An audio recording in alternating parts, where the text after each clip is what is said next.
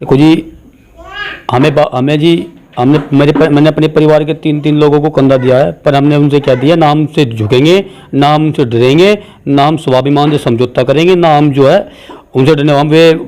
हमें बाबा साहब के संविधान पे विश्वास है, हमें इंसाफ मिलेगा। हम सच्चे अम्बेडकरवादी है।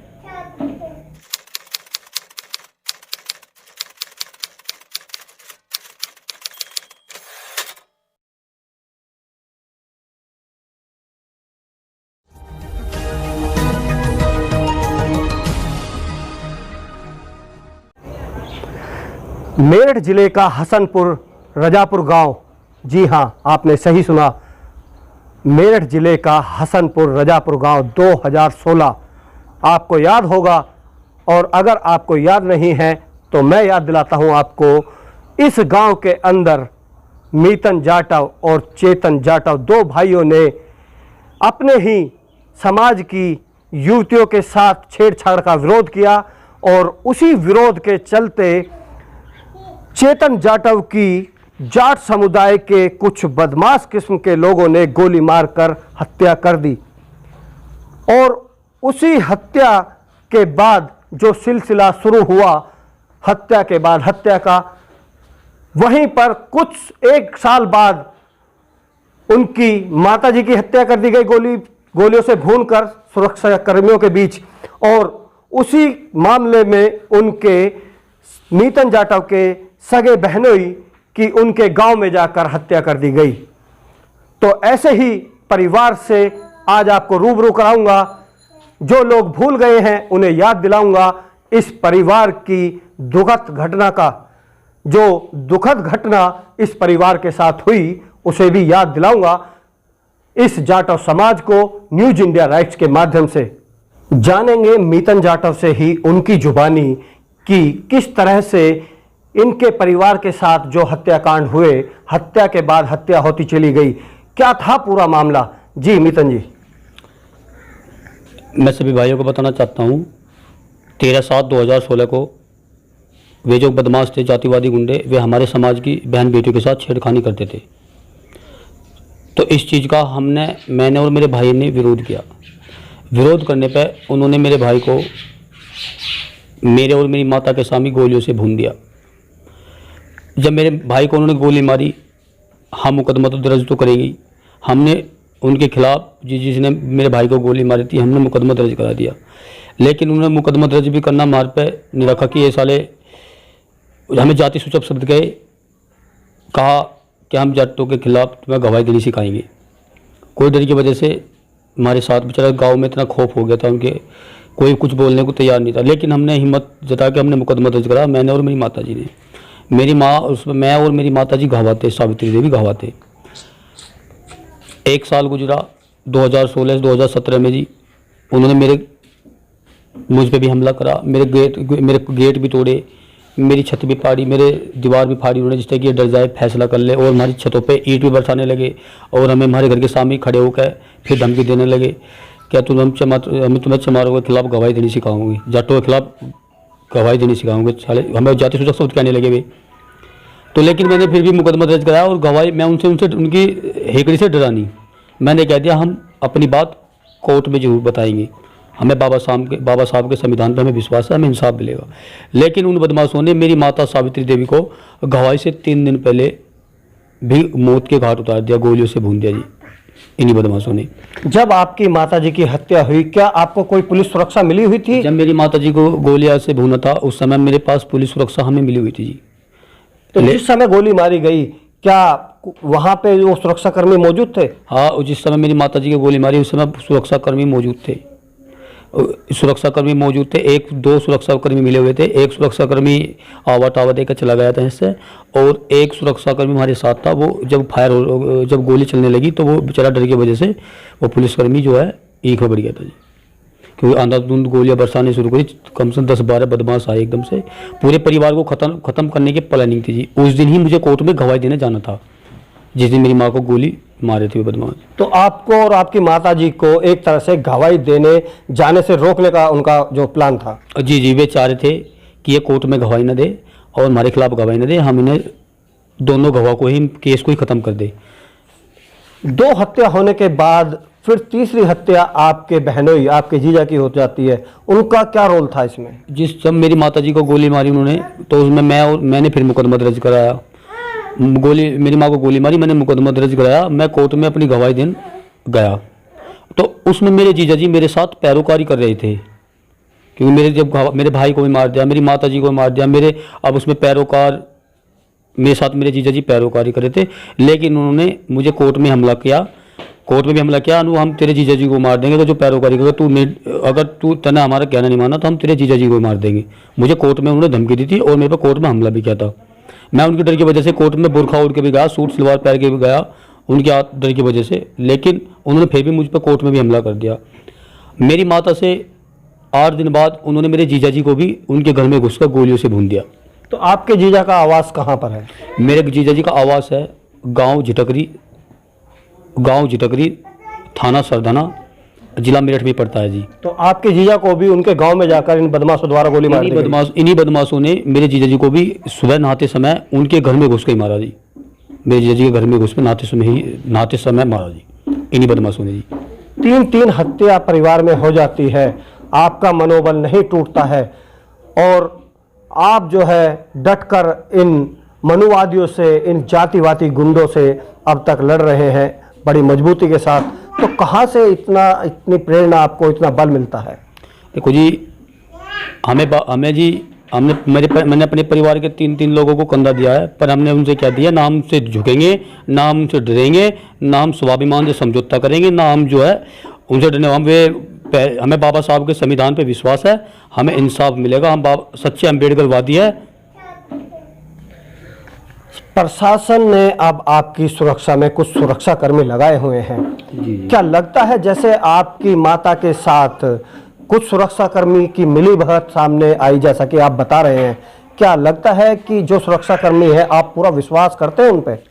देखो जी, विश्वास तो जब से मेरी माता को जब से मेरे परिवार के 3 लोगों को गोली मारी है, और अब तो विश्वास जी, मैं अब खुद अपने आप पे भी विश्वास नहीं करता, मैं किसी पे विश्वास नहीं करता, मैं अपने ही कंधे पे बंदूक चलाता हूँ।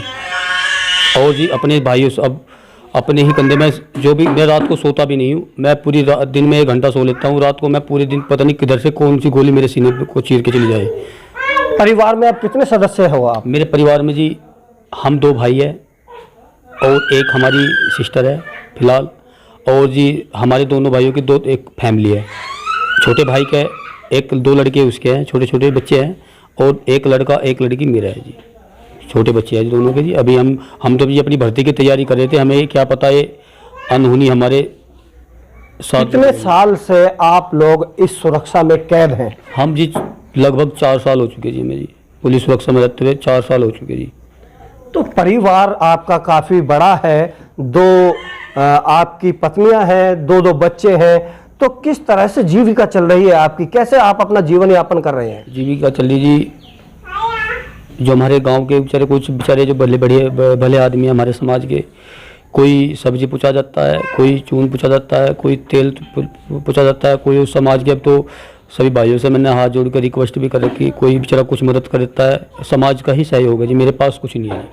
मीतन जाटव क्या सपने लेकर बड़े हो रहे थे, क्या बनना चाहते थे मीतन जाटव? जी, हम जो हमने सपने लगाए थे, हम अपनी भर्ती की तैयारी, हम फोर्स लाइन में भर्ती होना चाहते थे जी। हमारी मम्मी ने और हमारे भैया ने हमें जी अच्छे ढंग से पढ़ाया लिखाया, और हमने अपनी भर्ती की भी तैयारी करी। हमारे कॉल लेटर हमारे घर पर पड़े, अब भी कॉल लेटर आते हैं, लेकिन हम उनकी डर की वजह से, आतंक की वजह से हम कहीं नहीं जा पाते। अब तो जो बदमाश हैं, जो जाट समुदाय के, जो जिनसे आपको आपकी हत्या का, आपके परिवार की हत्या का डर है, आज क्या वो जेल की सलाखों के पीछे हैं या जेल से बाहर हैं?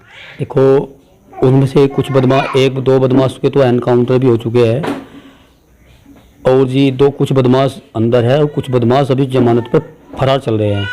वे चौथे मर्डर की फिराक में, उन्हें चाहिए मीतन। वे सोच रहे हैं कि हम मीतन को मार दे तो हमें रास्ता साफ हो जाएगा, हम बरी हो जाएंगे। अभी इसमें जो एक बदमाश है अतुल जाट है, वो भी फरार चल रहा है। 307 केस में भी उनने गांव में भी एक गवाह पे, हमारे केस में जो गवाह है उस पर हमला किया, उस केस में भी वो फरार चल रहा है। लेकिन अभी 1 महीने से उसकी मैंने जमानत जैसे मेरठ कोर्ट से भी खारिज करवा दी, लेकिन अभी पुलिस की पकड़ से दूर है वो। अभी पता नहीं जो हमारे यहाँ केस है उसको पकड़ नहीं, उनको कुछ रिश्तेदारी का मामला है, इसलिए वो पकड़ नहीं पा रहे उसे जी। बहुत सारे समाज के अंदर, जाटव समाज के अंदर, बहुजन समाज के अंदर बहुत सारे संगठन, सामाजिक संगठन, बड़ी बड़ी राजनीतिक पार्टियां हैं, बड़े बड़े संगठन चल रहे हैं। 4 साल से आपने जो समाज की लड़ाई लड़ी, एक समाज की बहन बेटियों की इज्जत आबरू की रक्षा करने के ऊपर आपने 3 व्यक्तियों की बलि चढ़ा दी समाज के लिए, तो वो संगठन या वो राजनीतिक पार्टियां कितना साथ दे रही हैं आपका? देखो जी, मेरी जो संगठन है, जो कुछ संगठन बेचारे मेरे यहाँ से का आए भी थे उस समय, और जी कुछ पार्टी में जो संगठन है, जो पार्टी में सभी भाइयों से हाथ जोड़कर रिक्वेस्ट करना चाहता हूँ, अब समय आ गया है, मुझे इंसाफ दिलवा। मैं सभी भाइयों से हाथ जोड़कर रिक्वेस्ट करना चाहता हूँ सभी से, आप सभी एकजुट होकर मेरी मदद करें और मुझे इंसाफ दिलवाए, जिससे कि मैं उन बदमाशों को उनकी कड़ी की सज़ा दिला सकूँ और हमें इंसाफ मिल जाए। मैं सभी अपने समाज के सभी संगठन और सभी नेताओं से हाथ जोड़कर रिक्वेस्ट करना चाहता हूँ, सभी भाइयों से कहना चाहता हूँ मेरी आवाज़ बने और मुझे मेरी थोड़ी मदद करे, और जिससे कि मैं अपनी जीविका चला सकूं और अपने केस की पैरोकारी कर सकूं। सभी केस अभी कोर्ट में विचाराधीन चल रहे हैं। जो मेरे पास कुछ नहीं, जो मेरे पास था वो मैंने अपने आप को भी दांव पे लगा रखा है।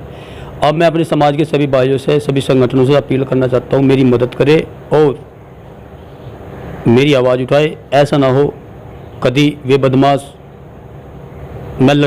मुझको भी मार दे और सब भाई सोचे मितन था, कोई नाम ही रह जाए।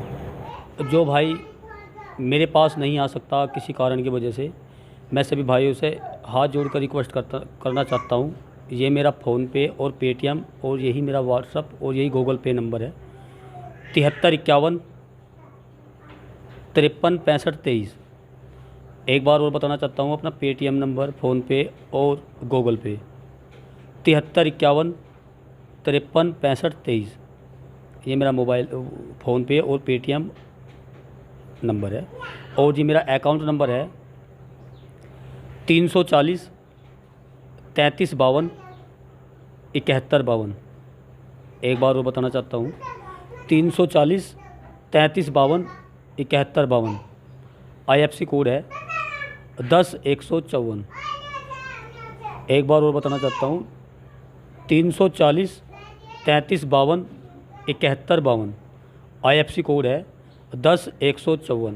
फ़ोनपे और पेटीएम और गूगल पे मेरा एक ही नंबर है 7351 53 65 23। मैं सभी भाइयों से हाथ जोड़कर रिक्वेस्ट करना चाहता हूँ, जो भी हो सके मेरी थोड़ी मदद करो, जिससे कि मैं उन बदमाशों को उनके करे की सज़ा दिला सकूँ और अपने मेरा बैंक का नाम है SBI मेरा बैंक का नंबर है। और जी मैं एक बार फिर बताना चाहता हूँ 340 33 52 71 52। IFSC कोड है 10-154 SBI। मुझे सभी भाइयों की ज़रूरत है, मुझे अपने समाज की ज़रूरत है। आप ही मुझे बचा सकते हो। मेरे पास कुछ नहीं है, मैं तो बस संघर्ष कर रहा हूँ, लड़ाई लड़ रहा हूँ। अब मुझे आप ही बचा सकते हो। मुझे अब समाज की ज़रूरत है इस समय, क्योंकि वे बदमाश जमानत पर आ गए हैं और जी वे मुझे मारने की फिराक में है। और जी मुझे उन बदमाशों की हाई कोर्ट से ज़मानत कैंसिल करानी है। जो मेरे समाज के वकील है, मैं उनसे भी हाथ जोड़कर रिक्वेस्ट करना चाहता हूँ, मुझे कानूनी सलाह दे और जो भाई है वो मेरी मदद करे, और जो मदद के सक्षम नहीं है वो इस वीडियो को ज़्यादा से ज़्यादा शेयर करे।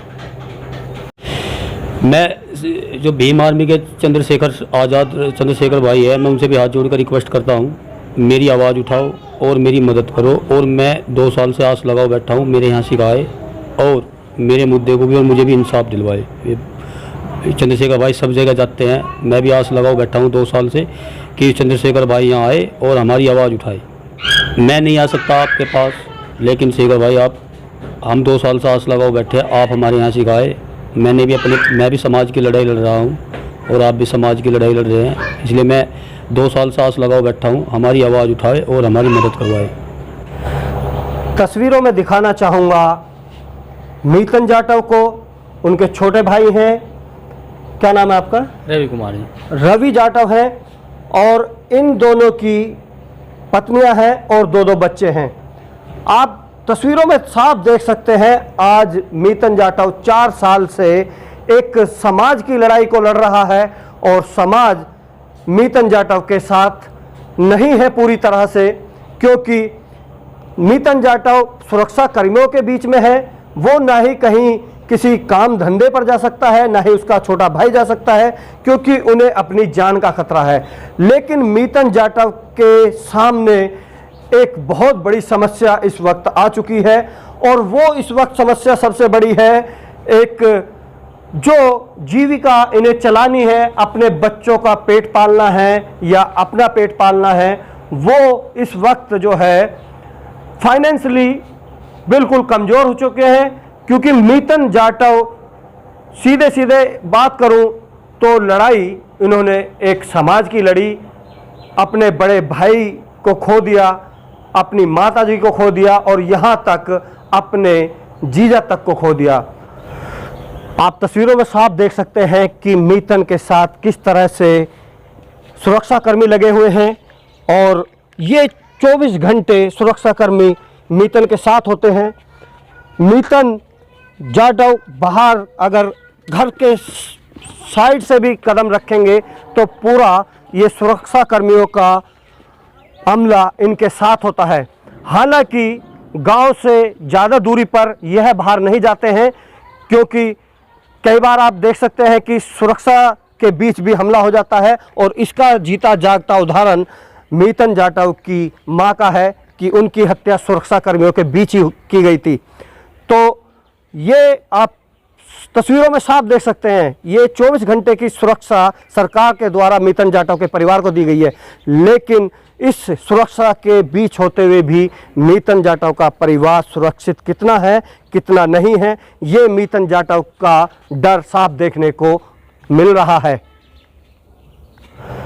तो न्यूज इंडिया राइट्स की तरफ से मैं सुशील बोध खुद एक अपील करना चाहूँगा कि 4 साल का बहुत बड़ा वक्त है, 5वां साल चल रहा है, 2020 चल रहा है और इन्होंने अपनी जमा पूंजी जो थी वो सारी अपने ऊपर लगा ली है और एक चीज़ यहाँ पर इनके पास कोई भी जीविका चलाने के लिए कोई खेती बाड़ी या किसी भी प्रकार का कोई साधन नहीं है। तो समाज से मेरी यही अपील है कि मीतन जाटव की मदद करिए, क्योंकि आज मीतन जाटव आपकी मदद के ऊपर है, समाज की ज़रूरत है मीतन जाटव को। बड़े बड़े संगठन हैं, यहाँ मैं एक संगठन का नाम लेना चाहूँगा कि आज अगर देश में जो सबसे बड़ा संगठन चल रहा है वो है भीम आर्मी, और मैं भीम आर्मी के या आज़ाद समाज पार्टी के संस्थापक चंद्रशेखर रावण से ये अपील करना चाहूँगा कि वो भी आगे आएँ और मीतन जाटव की हर संभव मदद करें, क्योंकि अब मीतन जाटव धीरे धीरे, अगर मैं इनको देख रहा हूँ सुन रहा हूँ तो धीरे धीरे ये भी अपने आप को एक मानसिक तौर पर कमज़ोर पड़ते दिखाई दे रहे हैं। तो साथियों, ज़रूरत है आज समाज की मीतन जाटव के परिवार को, तो अनुरोध है सभी से कि इस परिवार की आगे आकर मदद करें। जिस तरह से आप मदद कर सकते हैं, आइए मिलिए मीतन जाटव के परिवार से, उनकी समस्या देखिए, जानिए, समझिए, क्योंकि ये एक समाज जो है वो हमारा अपना समाज है और इस समाज को ज़रूरत आज हमारी है।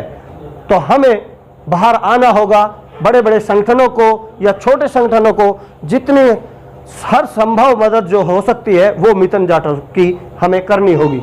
आप सभी से अनुरोध है, न्यूज इंडिया राइट्स को सब्सक्राइब करें, वीडियोस को लाइक करें, शेयर करें और कमेंट के जरिए अपनी राय दें। साथ ही बेल आइकन दबाना ना भूलें ताकि आप तक हमारे नए वीडियोस की जानकारी पहुंचती रहे।